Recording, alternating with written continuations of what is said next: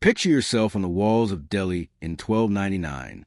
A massive cloud of dust rises on the horizon.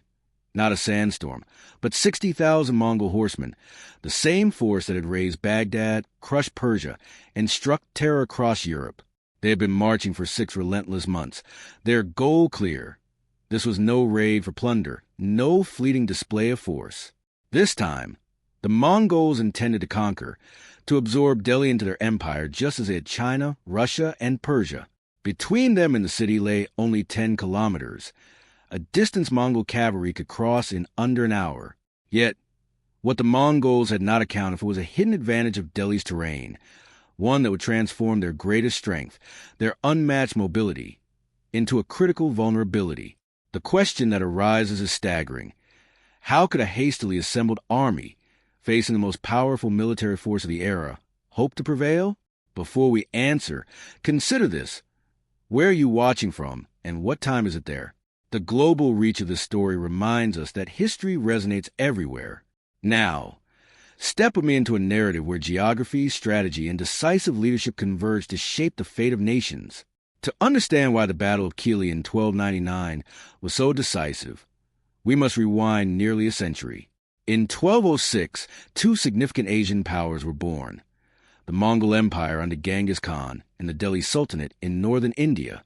For nearly a century, these 2 empires existed like magnets repelling one another. The Mongols pushed southward, seeking expansion, while Delhi fortified its northern borders. By the 1290s, the Mongol Empire had fractured into 4 distinct khanates, each constrained by its neighbors.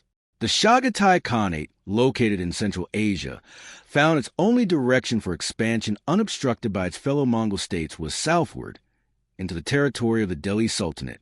Until this point, Mongol incursions into India had largely been raids, lightning strikes aimed at plunder and terror, not occupation.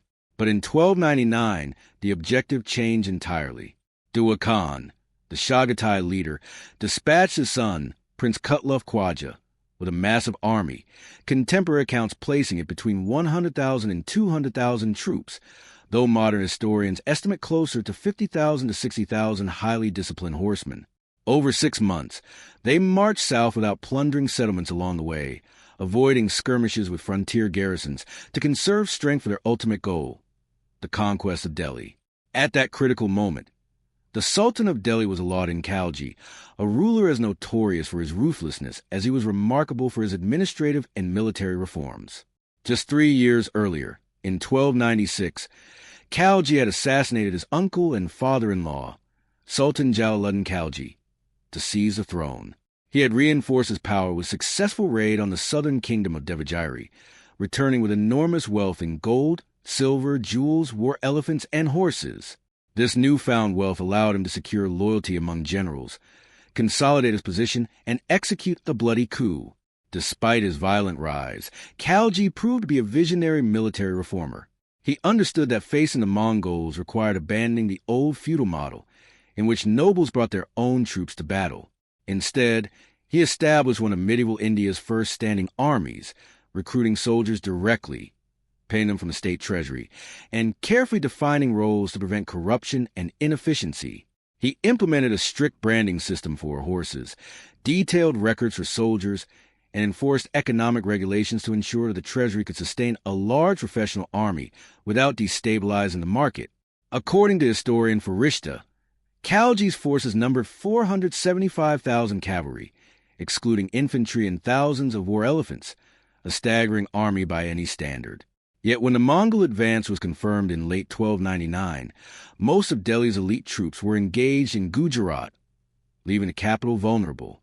News arrived only after the Mongols had crossed the Indus River, the northwestern frontier, leaving Khalji with merely 1 to 2 weeks to organize a defense against one of history's most formidable armies. Imagine the pressure. Your primary forces are hundreds of kilometers away. The enemy is advancing rapidly, and every hour counts. Refugees from surrounding regions flooded into Delhi, packing streets, markets, and temples, while commodity prices soared and panic gripped the population. In this moment, Alauddin summoned his council and generals to strategize. His uncle, Malik Kafur, holding the position of Kotwal, or chief of police, advised negotiation, a cautious and historically reasonable course given the Mongols' reputation. Many rulers in similar situations had temporarily survived by diplomacy, though ultimately often at great cost. Khalji, however, rejected this approach. He understood that showing weakness would not only embolden the Mongols, but also undermine his own legitimacy. Having seized power through assassination, he needed a decisive military victory to consolidate his authority and command the loyalty of his soldiers. Publicly, he declared he would lead the army to confront the Mongols at Kili. In a dramatic gesture, he ordered that the keys to Delhi city gates be handed over to whoever emerged victorious from the battle, signaling a no-retreat scenario, success or death, with no other option. This was psychological warfare as much as strategic planning, creating a sense of absolute commitment among his troops. The Mongols, accustomed to swift victories against disorganized opponents, now faced a city whose ruler had restructured his forces for maximum efficiency, imposed strict discipline, and harnessed the rain to offset their numerical and cavalry advantages. In the narrow corridors, dense urban areas, and fortified approaches outside Delhi, Mongol mobility was constrained. The geography itself, combined with Alauddin's meticulous preparations, turned what had been the Mongols' greatest strength into a potential liability, setting the stage for a confrontation where strategy, leadership, and terrain would define the outcome and demonstrate how even the most powerful army can be defeated when preparation, psychology, and the natural environment are leveraged intelligently. He established a military camp near Siri, on the banks of the Yamuna River, and began assembling his forces, carefully considering the terrain and the strategic possibilities it offered. This is where geography became absolutely critical, because while the Mongols thought their choice of Kili as a camp was tactically sound, the terrain itself would turn against them. From their perspective, Kili was ideal. It was close to Delhi, allowing them to apply psychological pressure on the defenders. It was relatively flat, accommodating the mass formations of cavalry they relied upon, and it placed them within striking distance of their objective. But the Mongols may not have fully appreciated the natural limitations imposed by the Yamuna River on one side and dense bushland on the other. This combination created a corridor that constrained their hallmark advantage, mobility. Mongol cavalry excelled not in direct assaults but in hit-and-run tactics, moving in wide arcs, splitting into smaller units, encircling enemies, and executing feigned retreats to lure opponents into deadly traps. To achieve this, they needed open ground and freedom of movement in multiple directions, but Kili limited them to a narrow theater of operations. The Yamuna was an impassable barrier for mass troops, and the dense bushland, while not an impenetrable jungle, slowed horses, obstructed formations, and reduced the effectiveness of their long-range composite bows. Alauddin Khalji, despite having only days to prepare, immediately recognized the advantage this terrain provided and structured a strategy to maximize it. In addition to the rain, logistics played a decisive role. The Mongols had marched for 6 months, thousands of kilometers from their base, with supplies running dangerously low. They had avoided plundering along the way to reach Delhi quickly, which meant that if the battle dragged on, the advantage would shift inexorably toward the defenders, who were operating close to supply depots, granaries, and fodder for elephants and horses. Alauddin sought to exploit this by delaying engagement until Mongol forces were weakened by fatigue and shortages. Yet an unexpected human factor would upend the careful balance. Zafar Khan, one of Alauddin's most celebrated generals, previously victorious at the Battle of Jalandhar in 1298, commanded respect and admiration from both the army and civilians. His fame, however, also created tension within the Delhi Sultanate, because a general powerful enough to lead armies effectively could also pose a political threat to the Sultan, a lesson Alauddin knew all too well, having himself risen through assassination and force. To mitigate any risk of disobedience or impulsive action, Alauddin issued strict orders. No officer could move from their assigned position without his direct command, under penalty of beheading. This unusual measure demonstrated both the Sultan's caution and the gravity of maintaining cohesion in the face of the Mongol threat. The Delhi army was organized into 5 divisions. Alauddin personally commanded the center, Zafar Khan the right wing, Alauddin's brother, Ulugh Khan, the left wing. In front of each division, 22 war elephants were deployed as living shields, absorbing the initial Mongol assault and projecting psychological intimidation. Before hostilities began, Prince Kutlov Khwaja of the Mongols sent envoys to Delhi requesting permission to inspect the camp and identify key officers. Alauddin consented, using the encounter as psychological warfare, projecting confidence and strength, while reinforcing perception that his army was disciplined and formidable. Then came Zafar Khan's fateful decision, during the Mongols' initial advance. He had previously led a small-scale attack at the Yamuna River that ended in a humiliating retreat. Now, with the Mongols arrayed across the field, he spotted an isolated unit commanded by Hajlak and, acting without Alauddin's permission, ordered a cavalry charge. Initially, the maneuver seemed successful. Hajlak's unit broke and fled, pursued by Zafar Khan in an attempt to decisively destroy the enemy. But the Mongols had perfected a centuries-old tactic, the feigned retreat. This tactic, utilized repeatedly against Russian, Persian, and Chinese armies, exploited human psychology. A small Mongol detachment attacks, then pretend to panic and flee, luring the enemy into overextension. Once the pursuing forces are separated from their own main body, hidden Mongol contingents encircle and annihilate them. Marco Polo, who witnessed a Mongol army firsthand, describe how they fight to as good purpose in running away as if they stood and faced the enemy, unleashing volleys of arrows that turn upon their pursuers. Zafar Khan fell directly into this trap. His cavalry overextended, his infantry lagged behind, and his unit gradually became isolated from the main formation.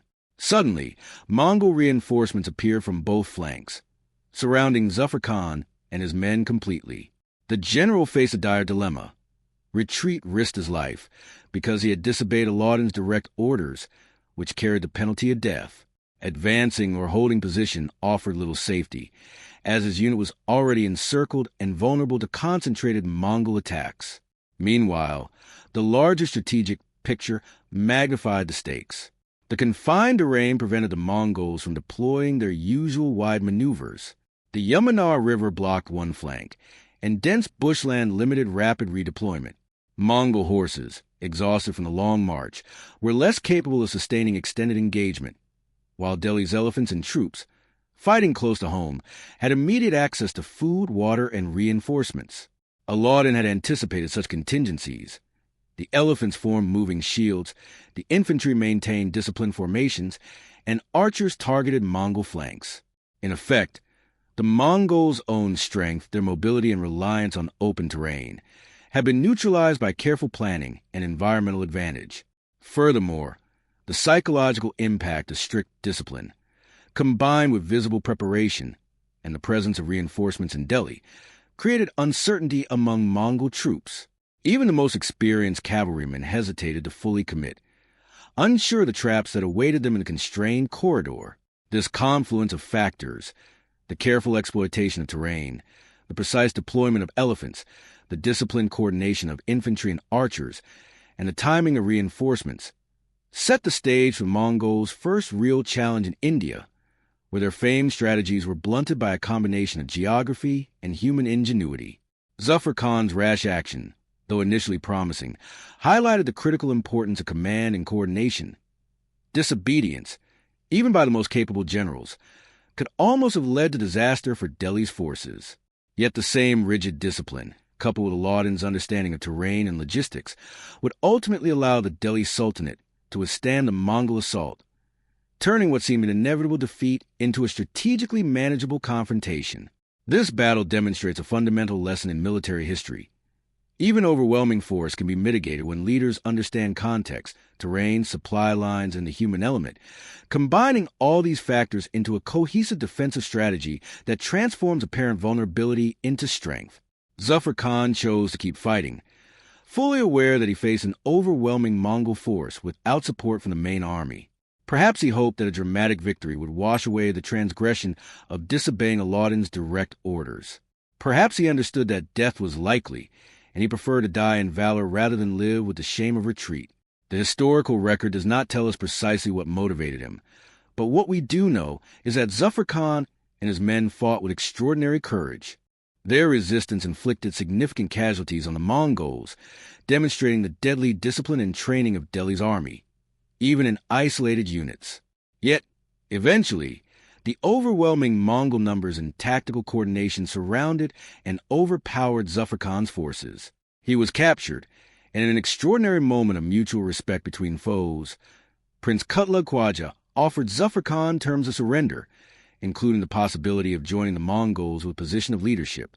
This reflected the Mongol practice of recruiting talented warriors from conquered armies, turning former enemies into allies. But Zafar Khan refused. He remained loyal to Alauddin, the man he had served faithfully despite being abandoned in battle. His refusal sealed his fate. Zafar Khan was executed, his courage immortalized in the battlefield, but absent from the official chronicles of Alauddin's reign. News of Zafar Khan's death could have caused chaos in the Delhi camp. Losing one of the army's most competent generals, along with a significant portion of the cavalry, had the potential to demoralize the troops and break their cohesion. However, Alauddin's leadership proved decisive. He maintained strict discipline, keeping the remaining forces in their assigned positions, ensuring no panic spread through the ranks.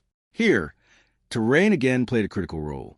The Mongols, having expended energy and time encircling and destroying Zafar Khan's unit, were now forced to confront the remainder of Delhi's army, which was still intact, well-positioned, and organized. The river and dense bushland constrained the Mongols' movements, preventing them from executing their preferred wide encirclements or hit-and-run tactics. They had to engage in direct combat in a confined space, a type of engagement that neutralized their traditional advantages. The war elephants, deployed strategically at the front of each division, amplified this advantage. Each division had 22 elephants, trained not just for offense, but also to act as physical and psychological shields. Mongol horses, despite being exceptionally trained and disciplined, were naturally fearful of elephants. The smell, sound, and sheer size of these creatures caused panic in cavalry units, making frontal assaults extremely hazardous.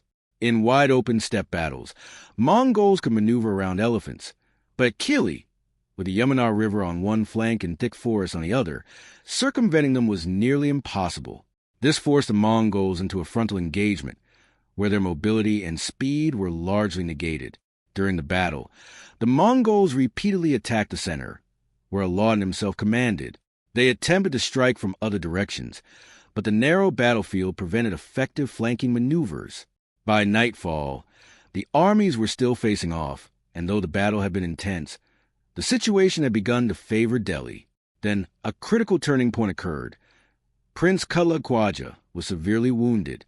Sources vary on the exact moment of his injury, with some claiming it happened during a clash with Zafar Khan's unit, and others asserting it occurred later during the main engagement. What is certain is that the wound was grave, affecting not just the prince's health, but the Mongol army's morale and strategic options. With the son of the Khan injured, the Mongol commanders faced a stark choice: continue fighting in the hope of achieving a decisive victory, while risking further losses and potential disaster, or withdraw in an organized manner to preserve the prince and the army. On the second night, the Mongol forces began a disciplined retreat to the north. They were still a formidable and organized army, but retreating in this context counted as a victory for Delhi. Alauddin made a careful strategic decision not to pursue them aggressively. His army, though victorious in defense, was composed largely of infantry and war elephants, not suited for pursuing high-speed Mongol cavalry across the open plains. Instead, he allowed the Mongols to withdraw, harassing their forces where possible without risking an ambush or overextension. Several days later, Prince Kutlug Khwaja succumbed to his wounds. Delhi had survived against one of the most feared armies in the world, and in doing so, achieved a significant strategic victory. Not merely survival, but the preservation of its independence and security. Alauddin's post-battle response further highlights the careful balance of discipline and authority in his rule. Zafar Khan, though he had fought heroically and died as a warrior, was not celebrated in official records. The royal chronicles of Alauddin's reign, including Amir Khusro's Khazain al-Futuh, omitted mention of his bravery entirely. This was not an oversight. It was a deliberate political statement. Alauddin wanted to underscore that discipline and obedience to command were more important than individual heroics. In the face of a Mongol invasion, cohesion and unity were paramount. One impulsive general could compromise the entire defense. By publicly condemning Zafar Khan's disobedience, Alauddin reinforced the principle that even the most talented officers were subordinate to the chain of command. Yet beyond internal politics, the strategic and psychological significance of Kili was profound. For nearly a century, the Mongols had cultivated a reputation for invincibility, having conquered vast territories from China to Persia to Russia and parts of Europe. Many cities surrendered at the mere rumor of their arrival. Kili shattered this myth. The Mongols were not invulnerable. They could be resisted, countered, and even forced to retreat when terrain, preparation, discipline, and strategic leadership were properly applied. The battle demonstrated that even a rapidly assembled army, under a leader who had only days to prepare, could exploit environmental advantages and maintain cohesion under extreme pressure. The Mongols did attempt further incursions into India in 1303, 1305, and 1306, but none achieved the decisive shock in proximity to Delhi that Kili had produced. Alauddin's victory set a precedent for future Indian defenses. Careful use of terrain, disciplined troop formations, strategic deployment of elephants and cavalry, and a focus on maintaining command integrity were more effective than relying solely on numerical superiority. In the broader scope of history, the Battle of Kili stands as a testament to the idea that preparation, leadership, and terrain awareness can overcome even the most formidable adversaries. It also illustrates the delicate interplay between individual initiative and systemic discipline. Courage alone, as demonstrated by Zafar Khan, was insufficient. It had to be aligned with a coherent strategic plan and a command structure to ensure long-term success. But the Mongols never again came as close to conquering Delhi as they had in 1299. Each subsequent invasion was repelled. By 1306, Duakin had died, and the Chagatai Khanate fell into internal succession disputes. Mongol incursions into India ceased, giving Alauddin Khalji and his generals the breathing room to consolidate power.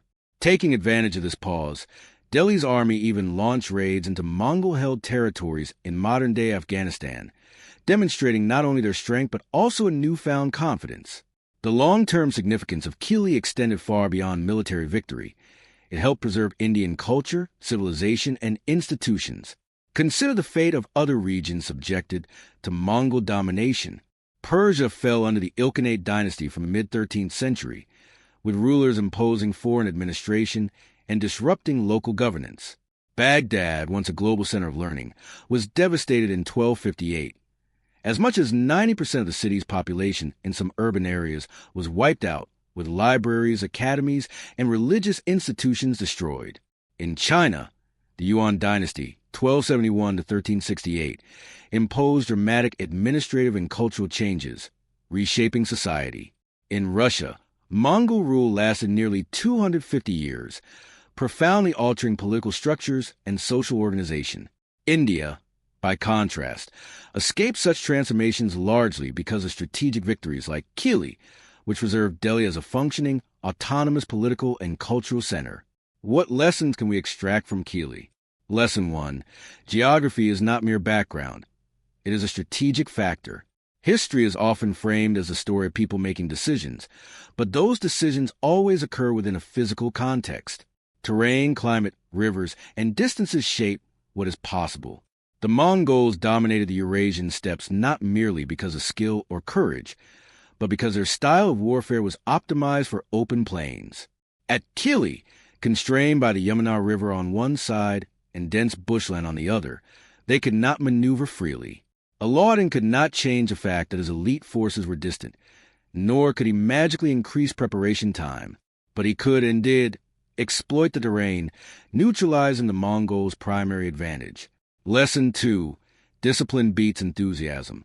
Zafar Khan was undeniably brave and competent. His prior victories had won him prestige, and his desire to reclaim honor after earlier setbacks was understandable.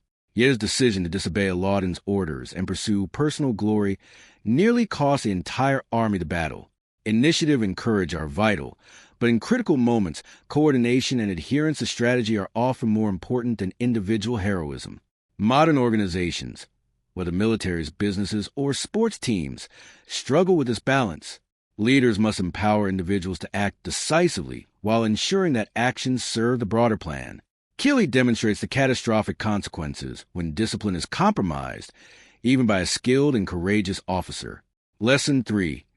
Victory does not always mean annihilation of the enemy. Alauddin's strategy at Kili was not to destroy the Mongols, which would have been nearly impossible. His goal was preservation, preventing Delhi from falling and maintaining sovereignty. Once the Mongols withdrew, he avoided aggressive pursuit, knowing his army was ill-suited to chase mounted cavalry across open terrain. In many situations in life and strategy, surviving and holding your ground is a significant triumph, even if it is less spectacular than total conquest. Achieving your objectives, rather than obsessing over absolute victory, often defines true success. Lesson 4. Context matters. Alauddin Khalji was a ruthless ruler by modern standards. He assassinated his uncle to seize power and employed terror as a tool of governance. But when facing the existential threat of the Mongols, his policies, strict military discipline, cash payments to soldiers, horse branding to prevent corruption, price control to maintain resources, were highly effective. These reforms created a well-organized army capable of defending the Sultanate under severe constraints. Context allows us to evaluate decisions not in isolation, but in relation to the circumstances and threats of the era. Alauddin's methods, though morally questionable, were pragmatic and necessary within the strategic landscape of late 13th century India. The Battle of Kili, fought just 10 kilometers from Delhi, remains one of the most significant yet underappreciated battles in Asian history. Unlike famous Western battles such as Hastings or Waterloo, its story is rarely taught outside specialized historical studies. Yet its consequences were immense.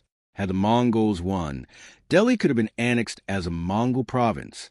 Temples, shrines, and centers of learning might have suffered the same fate as Baghdad. Indian culture, governance, and society might have developed along a dramatically different trajectory. Instead, the Mongols' retreat reaffirmed the limits of even the most formidable military power and preserved the continuity of Indian civilization. Kili also illustrates the importance of preparation, strategy, and adaptability. Alauddin's forces capitalized on terrain, coordinated unit placement, and logistical advantages, while the Mongols' traditional tactics of mobility and encirclement were constrained. It shows that even overwhelming adversaries can be countered with careful planning, disciplined execution, and an understanding of environmental conditions. Finally, the battle teaches a broader lesson applicable beyond warfare. When facing seemingly insurmountable challenges in life, whether in business, studies, or personal endeavors, analyzing your terrain matters. Identify your unique advantages, recognize the limitations of your adversary or problem, and maintain discipline under pressure. Clearly define your objectives, distinguishing between ultimate destruction of an obstacle and achieving your strategic goal. Often, the most critical victories are not the spectacular triumphs, but the ones that allow you to survive, learn, and fight another day.